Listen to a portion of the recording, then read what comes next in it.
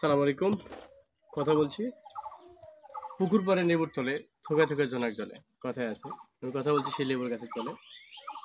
গাছটি যদিও আমার নিজ হাতে রোপণ করা, নিজ হাতে কলম করে এর মা গাছ থেকে গাছটিকে নিয়ে এসে পুকুর পাড়ে রোপণ করা। গাছটি 6 মাস পর থেকে বিশাল ফলন দিচ্ছিল। এবারের যে ফলন হচ্ছে মাসাল্লাহ যথেষ্ট ভালো।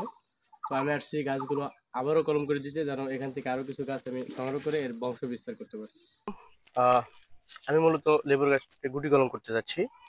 তো গুটি কলম করলে প্রথমে একটি চাকুর দরকার। গুটি কলমের যে গুটিটি থাকে, মুঠি, সেটি ঢাকে দেওয়ার জন্য অবশ্যই স্বচ্ছ পলি এবং রশি বা সুতো, যেটা হোক সেটি দরকার। এছাড়াও আগে থেকে তৈরি করে নেওয়া দোআঁশ মাটি, কোকোপিট এবং জৈব সার দিয়ে তৈরি করা যে মিশ্রণটি রয়েছে সেটি দিয়েই করা হবে গুটি কলম। আমার হাতে রয়েছে এক দলা মাটি বা এক মুষ্টি, যেটি ডালটির কাটা অংশের চারপাশে দিয়ে দেবো। খেয়াল রাখতে হবে এটি যেন খুব একটা বেশি না হয়, বেশি হলে এখান থেকে পড়ে যাবে, আর কমও না হয়। যেহেতু এখানেই এই ডালের নতুন শিকড় গজাবে, দিয়ে স্বচ্ছ পলি যেটি আমার হাতে আছে সেটি দিয়ে তারপরে সুন্দর করে পেঁচিয়ে দেবো। অবশ্যই সুন্দরভাবে পেঁচাতে হবে, যেন এর ভেতরে শিশির অথবা বেশি পানি কিংবা এটি পড়ে যাওয়া থেকে রক্ষা পায়। একটু সতর্ক থাকবেন, যেহেতু লেবুর গাছ প্রচুর কাঁটাযুক্ত, কাঁটা হাতে লেগে আপনার ইনজুরি হতে পারে।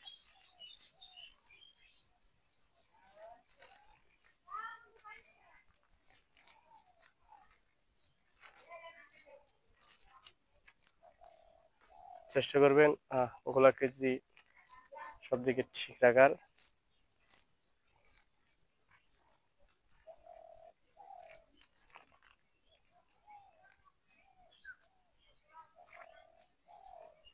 আমার স্বচ্ছ পলি পেছানো শেষ।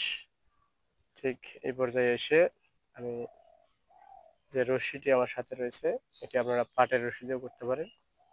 রশিটি দিয়ে সম্পূর্ণ পেঁচিয়ে দেবো, যেন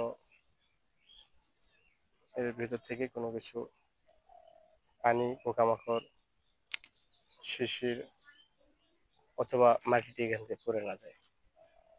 আপনারা ঠিক এমন কি করবেন, দেখবেন ইনশাল্লাহ 3 সপ্তাহ পরে এর ভিতরে নতুন শিকড় গজাবে। আর ঠিক সেই সময় আপনি এখান থেকে ধারালো চাকুর মাধ্যমে এটি কেটে উপযুক্ত স্থানে রোপণ করতে পারেন, এবং এর মাধ্যমে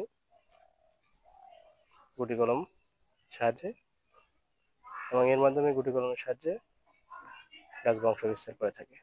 ধন্যবাদ।